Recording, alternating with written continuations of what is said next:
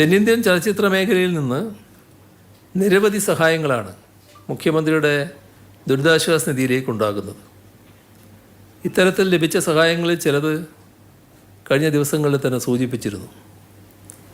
ചലച്ചിത്ര താരം പ്രഭാസ് 2 കോടി രൂപ സഹായം വാഗ്ദാനം ചെയ്തിട്ടുണ്ട്.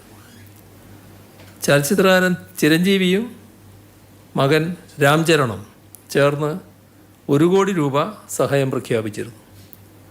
ഇത് കൈമാറാൻ അദ്ദേഹം ഇന്ന് വൈകുന്നേരം ഇവിടെ എത്തുന്നുമുണ്ട് എന്നാണ് അറിയിച്ചിട്ടുള്ളത്.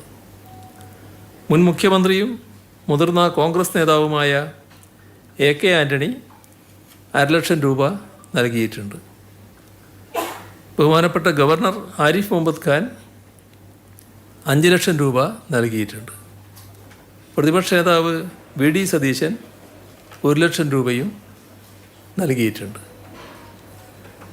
കഴിഞ്ഞ പത്രസമ്മേളനത്തിൽ CMDRFിലേക്ക് 5 ദിവസത്തെ ശമ്പളം സംഭാവനയായി നൽകാൻ സർക്കാർ പൊതുമേഖലാ സ്ഥാപനങ്ങളിലെ ജീവനക്കാരുടെ സംഘടനകൾ സന്നദ്ധത അറിയിച്ച കാര്യം സൂചിപ്പിച്ചിരുന്നു.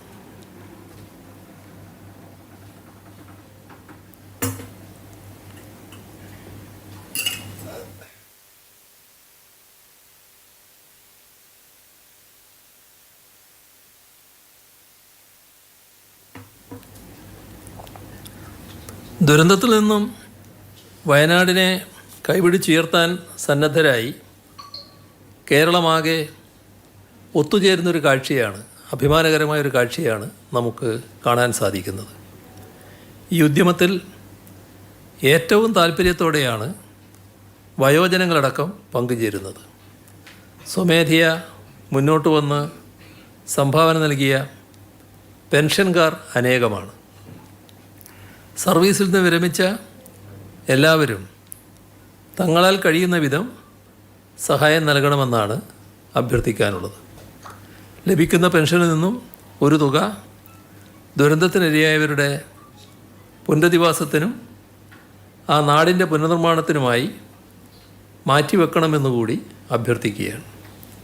നാടിൻ്റെ വളർച്ചയിൽ വലിയ പങ്കുവഹിച്ചവരാണ് നിങ്ങൾ. പ്രതിസന്ധിയുടെ ഘട്ടങ്ങളിലെല്ലാം നാടിനൊപ്പം നിന്നവരുമാണ്. ഈ ഘട്ടത്തിലും നിങ്ങളുടെ സജീവമായ പങ്കാളിത്തം പ്രതീക്ഷിക്കുകയാണ്. ഇന്ന് ദുരിതാശ്വാസ നിധിയിലേക്ക് വിവിധ വ്യക്തികളും സംഘടനകളും സംഭാവന നൽകിയിട്ടുണ്ട്. SNJ ഗ്രൂപ്പ് ഓഫ് കമ്പനീസ് 1 കോടി രൂപ, കേരള ശാസ്ത്ര സാഹിത്യ പരിഷത്ത് 50,00,000 രൂപ, Kerala state cooperative agricultural and rural development bank 50,00,000 രൂപ, KGMOA അംഗങ്ങളിൽ നിന്ന് സ്വരൂപിച്ച ആദ്യ ഗഡു 25,00,000 രൂപ, മലങ്കര മാർത്തോമ സുറിയാനി സഭ ആദ്യഘട്ടത്തിൽ 25 വീടുകൾ നിർമ്മിച്ചു നൽകുമെന്ന് അറിയിച്ചിട്ടുണ്ട്.